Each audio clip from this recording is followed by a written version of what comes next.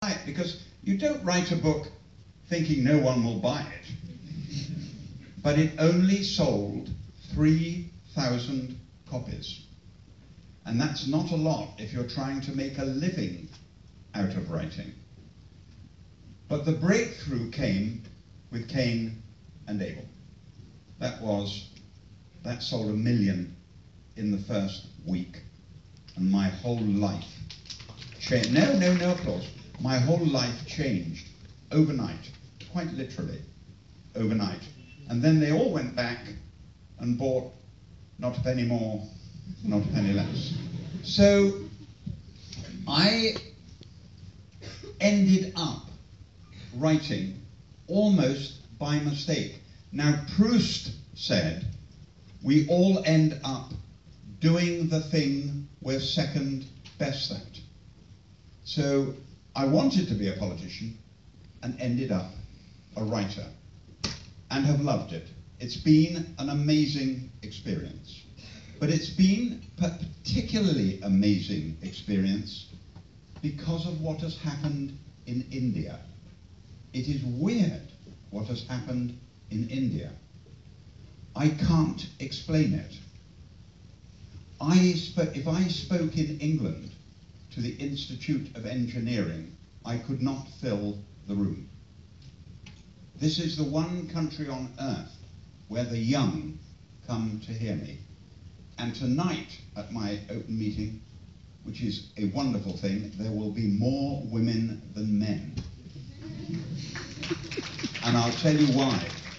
The next generation, you see these foddy-doddies in the front who run the place, the old grey hairs who run the place. In 20 years' time, that will be women. The world it's be tougher in engineering probably than in any other profession. But I notice in this country, there's a massive surge forward of determination and education for women. And I think that is terrific. I partly think it's terrific because my own wife, a truly remarkable woman who taught at Oxford and taught at Cambridge and then ran a great hospital and is now chairman, this will please you engineers, she's chairman of the Science Museum in Great Britain, in London. That is her latest job. And the Queen has made her a Dame. So my wife, Dame Mary, a very remarkable woman, so I believe very much in the future of women, and particularly in this country. So, I came to writing by mistake, as I said. But the latest challenge, just for you grey hairs in the front, who think you're going to escape, was that at the age of 70, when I was 70, I was determined not to stop. So I had to set myself a challenge. Now you, at your age, cannot possibly imagine what it's like to be 70. It wouldn't have even crossed your mind. But at the age of 70, I set myself the challenge of writing the Clifton Chronicles. And those, I intended to write 5 volumes in a row that would keep me occupied till the age of 75. The problem was, at the age of 74 I am now, I finished the last one, the one that's just come out, Mightier Than the Sword. But Harry, my hero, Harry Clifton, and Emma, the lady, and Giles, they're only around 50. So it's going to be a 7-book series and not a 5-book series. And I will have to live until the age of 77 to make sure it's finished. And I want to let you know now, I'm going to live to the age of 77. So it's been a tremendous challenge and tremendous fun. But I'll tell you another thing when I speak to audiences like this. I'm much more fascinated, whichever country I'm in, much more fascinated by your questions, what you want to ask, and then I can feel what you're interested in. So I'm not going to go on speaking for another half hour, but don't worry, I'm going to go on speaking and speaking. I want to hear your questions, so I want you to have questions ready, and they can be on cricket, because by now all of you will know that England is the greatest cricket team in the world.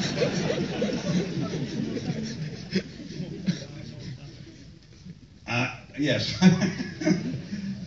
I'll tell you what, yes, well, I'll answer questions on cricket as well. And I'll answer questions on anything. So if someone would like to ask a question, yes, there's a lady there. Shout at me because I'm deaf. Or come forward and tell me and I'll tell it, or give them a microphone. Have we got another microphone? Just give them a microphone too. Quickly, we can't have time to waste. Nope. No, it takes 6 Indians to make a blooming machine work. Come on, wake up. You need, no, you'll know when you can. Try again. Now? Yes. Second person ready so we don't waste any time. Okay. So your name is? I'm Gayatri Thakur. Nice to see you. Thank you. It's just the same here. It's a pleasure, sir. Get on with it. What's your question? Okay. Just like you, I'm an aspiring author. I am not an aspiring author.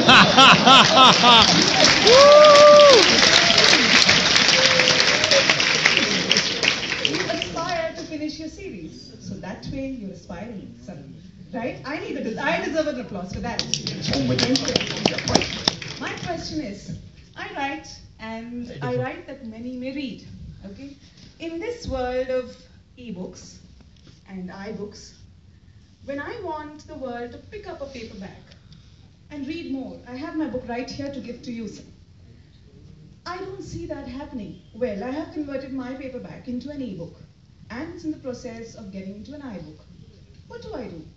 I make my writing interesting. I make it exactly what the Indian audience wants to read, because I want Indian audiences, young audiences, to read. They say not. What do? I want them to read. They don't do it.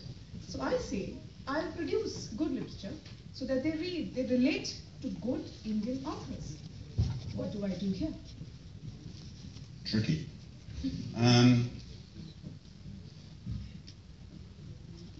Actually, seriously, when you say what do you do next, you mean why aren't they reading you? Is that what you mean?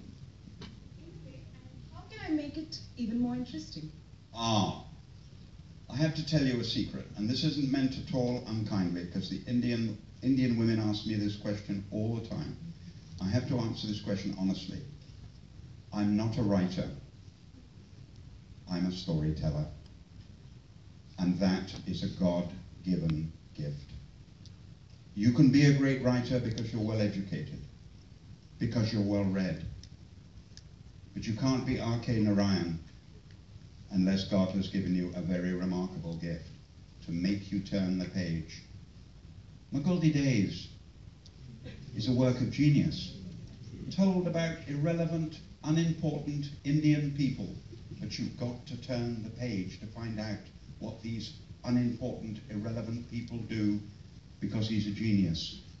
And that, I'm afraid, is a God-given gift. You could be the greatest writer on earth. I will not tell you who it was, but one of the greatest writers this country has ever produced did a talk the other day in this city, and 40 people turned up to hear him or her. He's not a storyteller. And that, I'm afraid, is a God-given gift. Next! Go away! Oh, thank you very much. Thank you. Thank you very much. Writing today, the most successful book in the world at the moment is E.L. James. 50 Shades of Grey. 50 Shades of Grey. You want 50 Shades of Grey? Bakwas. Now, where's that fellow? Do I want to write erotica? No, I do not. That isn't what I do. And then there, in my own country, is the great J.K. Rowling, Harry Potter, writing about Harry Potter. That isn't what I do. You must do, if you want to write, you must do what suits you. But I'll tell you a little secret. It won't be a secret in 6 months' time, because we're going to do a lot of publicity about it. Cain and Abel is coming up for its 100th edition. And we were wondering if any living author has a book with 100 editions. And we found one more. We found one more. There may be many more, but that we're aware of. living author who's written a book that's been reprinted 100 times? And the answer is To Kill a Mockingbird has been reprinted 100 times. So we think we're the two, Cain and Abel and To Kill a Mockingbird. And here's the piece of information that you will love. If you put the figures, 40 million copies sold of To Kill a Mockingbird, 37,700,000 of Cain and Abel, and together they've sold less than 50 Shades of Grey. Together. Now, this is no disrespect to E.L. James, but it answers your question. If you said to me today, Jeffrey, you can swap Cain and Abel for 50 Shades of Grey and have double the money, double the everything, thanks very much, I'll stay with Cain and Abel. Try someone at the back. Oh, literally.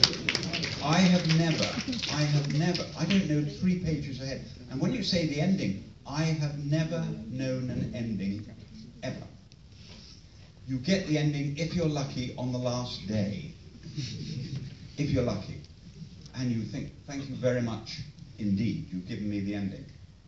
So I start and I pray and I pray and I see where it's coming. And I'll give you an example in the latest book, in Mightier Than the Sword.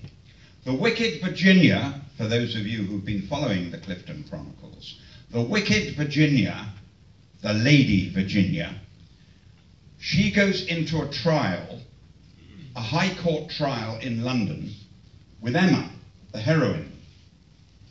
And I had decided that morning that the QC, the Queen's Council, would demolish Virginia.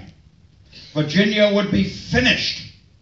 And I got out of bed, and I walked to my study, and I picked up my pen, and I thought of the most devastating question which would flatten and kill Virginia. And she replied and flattened and killed the QC.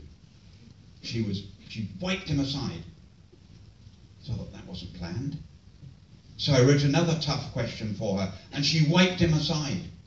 She took over. She took over my book. So characters can take over. So when you say, do you know what was going to happen? Not only didn't I have a clue, but it went, on that occasion, in exactly the opposite direction. Now, those of you who have read the latest book, Mightier Than the Sword, will know that the whole book ends on the content of a letter. And everybody's life will change according to what is in that letter. When I finished the book, I rang my agent and said, it's finished. And he said, yes, Jeffrey, but what's in the letter? And I said, I don't know. But by the time I write the next book, I will know. And I've never, ever had a fan write to me or say to me, oh, well, I knew what was going to happen. How can they know what's going to happen if I don't know what's going to happen? But to answer the lady who came up here and kindly gave me her book, it's because I'm a storyteller. That's what I do. I tell stories. Next. Go to the ballet, look on the stage, and you'll see 30, 40 beautiful women dancing. One of them will be a goddess.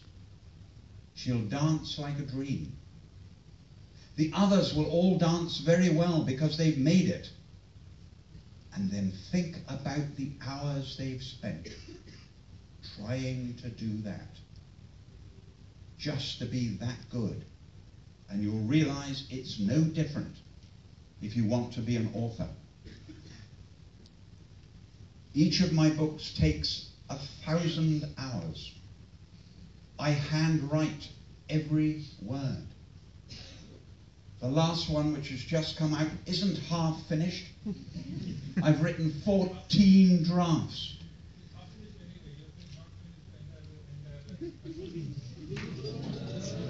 I'll bet I finished the 7 volumes of the Clifton Chronicles before you finish your half-finished book.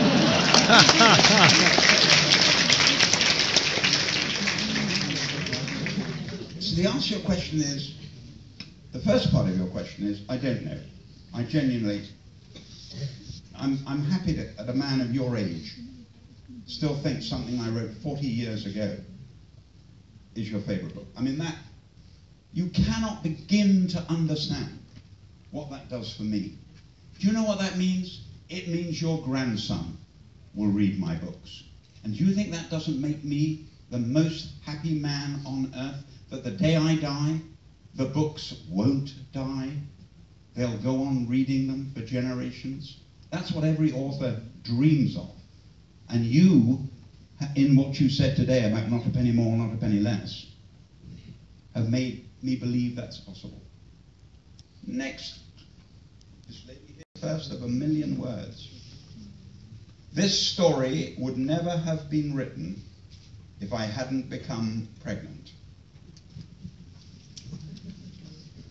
Mind you, I had always planned to lose my virginity on the works outing to Weston-super-Mare, but not to that particular man. And that's meant to, thank you very much, that's meant to capture you immediately. That's meant to grip you and say, I've got to find out what happens next. And that's what I try to do, to make you. Now, a poet is very different. Don't let's kid ourselves. I couldn't write a poem if my life depended on it. It's another gift completely. It's the difference between a Lamborghini and a Ferrari. They're two different machines. And poets are very, very rare people, and very wonderful people. But I am not a poet. I'm a storyteller. Next, this lady, particularly conversation. When you see conversation in a book, narrative, it flows, and it makes you turn the page. But in truth, we don't talk like that. In truth, we don't talk the way they talk in books. We repeat ourselves. We say words that are inconsistent with what we're saying. We do lots of things that are wrong. And if you look at Scott Fitzgerald, his genius is that he dares to challenge that premise. He wrote the following. I'm going to get it wrong, but you'll see where I'm going. Now I want you to concentrate. Concentrate. I'm going to try and remember the last page of one of Scott Fitzgerald's books. Not the last page of a chapter. Let me set the scene for you, because there's a sentence in it of true genius. I mean true genius, that divides genius from pretty damn good. The story is such a common story, going back to your thing about telling a story that, wait a minute, I've already seen that on the film. What I'm about to tell you, you've all seen, all read. Beautiful girl, aged 18, lives in a small town.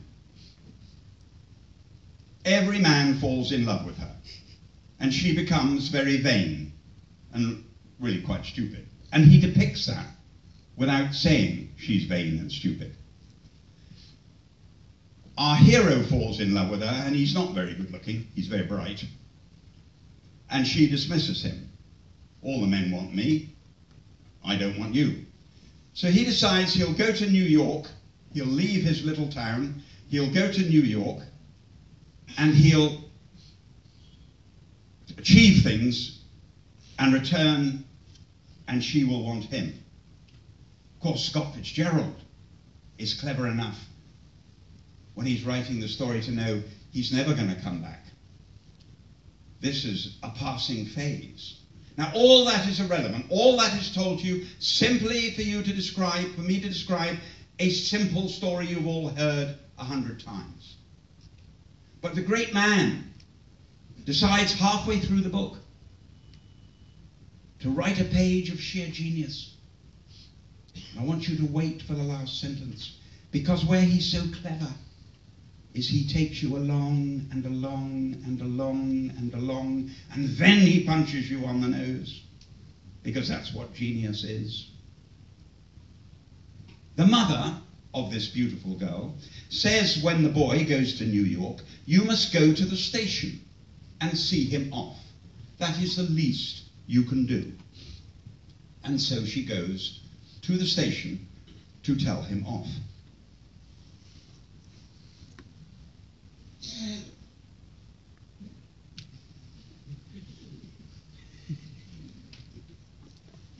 They walked onto the platform.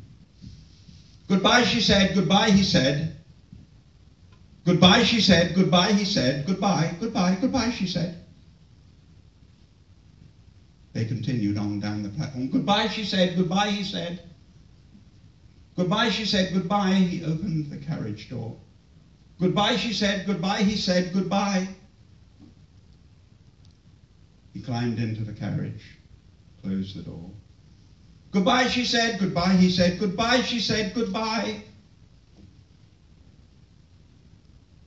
Goodbye, she said. The train moved out of the station. Goodbye, she said. Goodbye, he said. Goodbye. Goodbye.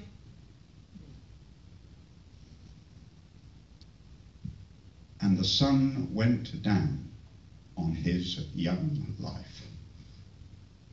I wish I'd written that sentence. I mean, what a sentence. And the sun went down on his young life. Everything in one sentence. You turn the page knowing you're going with this man. To hell with the girl. We're going wherever this young man goes. That's genius. But in reference to your question, what we say in real life is goodbye, she said, goodbye, goodbye, he said, goodbye, goodbye, she said, goodbye. That's real life. But it took the genius of Scott Fitzgerald to handle it and then give you a sentence that you would never forget. I'd like to end by, as I did at the beginning, because it's said with deep sincerity, thank you for this amazing turnout. In England now, people say to me, explain India to me, Geoffrey. Oh, I say, I can't explain it. It happens from the day I arrive to the day I go. Each time I expect there to be 20 people sitting there. And there are packed halls with people sitting on the ground. All of them waiting to hear an old storyteller. Well, it gives me one hell of a thrill. It's one hell of a privilege to stand in front of you today and go back and tell my grandchildren, when I go to India, they turn out in their thousands. And can I explain it? No, I can't. But I do understand. In this country, you love storytellers.